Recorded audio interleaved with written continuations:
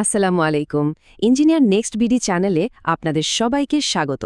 আপনারা তো জানেনই আমরা একসঙ্গে কাজ করছি, আমাদের সাথে থাকুন, শিখুন আর কেরিয়ার গড়ুন। এই ধারাবাহিকতায় আজকে আমরা নিয়ে এসেছি চাকরির প্রস্তুতিমূলক বাংলা থেকে ইংরেজি অনুবাদ সিরিজের পঞ্চম পর্ব। যারা সরকারি চাকরি, ডিপ্লোমা পরীক্ষার লিখিত অংশ কিংবা স্পোকেন ইংলিশের জন্য নিজেদের গ্রামারকে একদম নিখুঁত করতে চান, আজকের এই আলোচনাটা তাদের জন্য একটা মাস্টার ক্লাসের মতোই। আজকে আমরা এমন ৩টা গুরুত্বপূর্ণ আর পরীক্ষামুখী গ্রামারের দুর্বলতা কাটাবো, তাহলে আর দেরি না করে নোটস নিতে তৈরি হয়ে যান। চলুন শুরু করা যাক। আজকের এই বিশ্লেষণে আমরা এই বিষয়গুলো একটার পর একটা দেখব। আমরা শুরু করব ভ্রমণের ক্ষেত্রে একটা খুব সাধারণ ভুল দিয়ে, তারপর শিখব কিভাবে ঘড়ির সময়টা ঠিকঠাকভাবে ইংরেজিতে বলা যায়, আর সব শেষে আমরা এমন একটা প্রেপোজিশনের ভুল ধরব যেটা কিন্তু অনেক অ্যাডভান্সড লেভেলের শিক্ষার্থীরাও করে ফেলে। প্রত্যেকটা অংশই আপনাদের আত্মবিশ্বাস আর দক্ষতা দুটোই বাড়াতে সাহায্য করবে। চলুন, পরীক্ষার সময় যে জায়গাগুলোতে হতাশ হয়ে নম্বর হারাতে হয় সেই জায়গাগুলোকেই আমাদের সবচেয়ে বড় শক্তিতে পরিণত করি। আমরা অনুবাদের কিছু জটিল সমস্যার জন্য খুব সহজ আর মনে রাখার মতো নিয়ম বলে দেব, যাতে পরে পরীক্ষায় আপনারা পুরো প্রস্তুতি আর আত্মবিশ্বাস নিয়ে যেতে পারেন। আচ্ছা, কোথাও ঘুরতে যাওয়ার অভিজ্ঞতা নিয়ে কথা বলতে গিয়ে কি কখনো দ্বিধায় পড়তে হয়েছে? এটা কিন্তু একটা খুবই সাধারণ সমস্যা, আর এর সমাধান লুকিয়ে আছে দুটো ছোট্ট শব্দগুচ্ছের মধ্যে, বিন টু এবং গন টু। চলুন এই কনফিউশনটা আজকে একেবারের জন্য দূর করে ফেলি। এই প্রশ্নটা একটা দেখুন তো, উত্তরটা বলার আগে এক মুহূর্তের জন্য ভাবুন তো, এটার অনুবাদ কিভাবে করবেন? বিন টু ব্যবহার করবেন নাকি গন টু? এই ছোট্ট একটা পছন্দই কিন্তু পুরো বাক্যের অর্থটাই বদলে দিতে পারে। এই স্লাইডটাই কিন্তু সব পরিষ্কার করে দিচ্ছে। বিন টুকে ভাবতে পারেন একটা পোস্ট কার্ডের মতো, যেটা আপনি ভ্রমণ থেকে ফিরে আসার পর বাড়ি থেকে পাঠাচ্ছেন। এটা বলছে আমি সেখানে গিয়েছিলাম।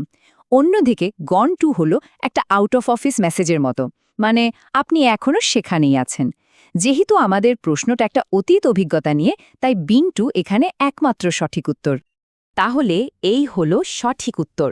এখানে বিন টু ব্যবহার করা হয়েছে কারণ আমরা একটা স্মৃতি বা একটা সম্পূর্ণ অভিজ্ঞতা নিয়ে কথা বলছি।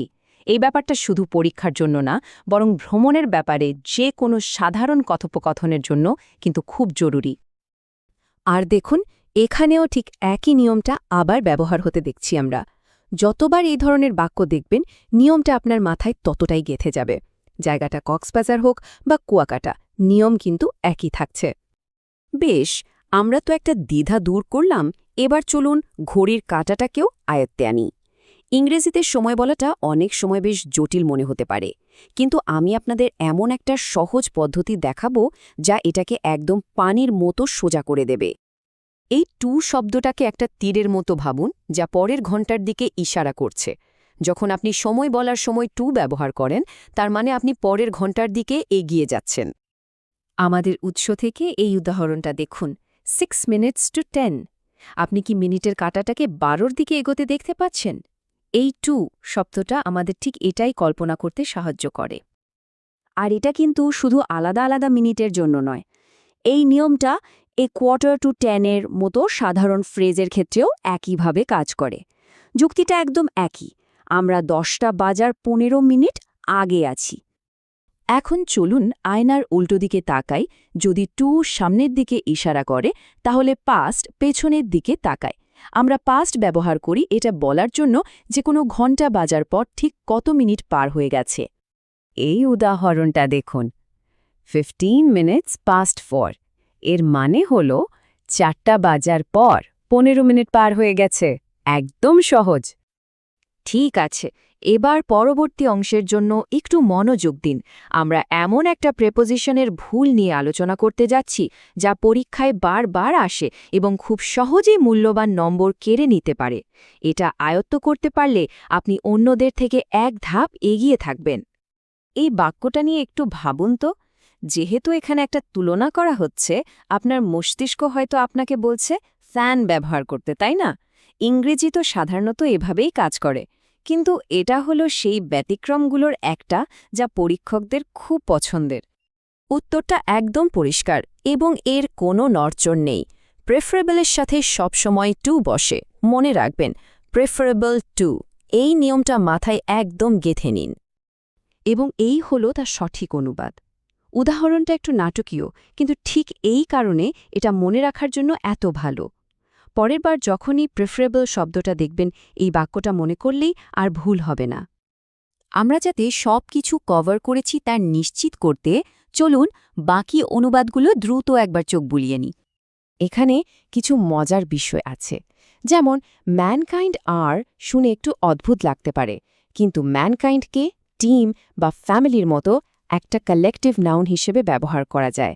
আর জানে না এর দুটো অনুবাদ টেকনিক্যালি সঠিক হলেও আধুনিক ইংরাজিতে আপনি প্রায় সব সময় ডাজ নট নো এটাই শুনতে পাবেন। তাহলে চলুন আজ আমাদের ব্যাকরণের টুল কিটে যেই 3টি শক্তিশালী টুল যোগ করলাম সেগুলো আরেকবার ঝালিয়ে নেওয়া যাক। এই 3টা পয়েন্ট শুধু সাধারণ নিয়ম নয়, এগুলো আপনার নির্ভুলতাকে পরের ধাপে নিয়ে যাওয়ার চাবিকাঠি। বিং টু, সময় বলার কৌশল এবং প্রেফারেবল টু এর নিয়মটা আয়ত্ত করতে পারা আপনাকে পরীক্ষা এবং সাধারণ কথোপকথন দুটো ক্ষেত্রেই অন্যদের থেকে আলাদা করে তুলবে। আশা করছি আজকের আলোচনাটি আপনাদের টেন্স, সময় বলা এবং প্রেপোজিশন সংক্রান্ত ধারণাকে পুরোপুরি পরিষ্কার করে দিয়েছে। বিশেষ করে প্রেফারেবল টু এবং বিন টু এর ব্যবহারটি আপনারা অবশ্যই নোট করে রেখেছেন। যদি আজকের এই কৌশলগুলো আপনাদের ভালো লেগে থাকে এবং চাকরির প্রস্তুতিতে সাহায্য করে থাকে, তাহলে অবশ্যই এই আয়োজনে একটি লাইক দিন, আপনার ডিপ্লোমা পড়ুয়া বন্ধু ও চাকরি প্রার্থীদের সাথে এটি শেয়ার করুন। খুব শীঘ্রই আমরা অনুবাদ সিরিজের 6ষ্ঠ পর্ব নিয়ে আসছি। নতুন পর্বের নোটিফিকেশন মিস না করতে চাইলে এক্ষুনি চ্যানেলটি সাবস্ক্রাইব করুন এবং বেল বাটনটি প্রেস করুন। সবশেষে আবারও বলছি, আমাদের সাথে থাকুন, শিখুন, কেরিয়ার গড়ুন। দেখা হচ্ছে পরবর্তী পর্বে। ধন্যবাদ।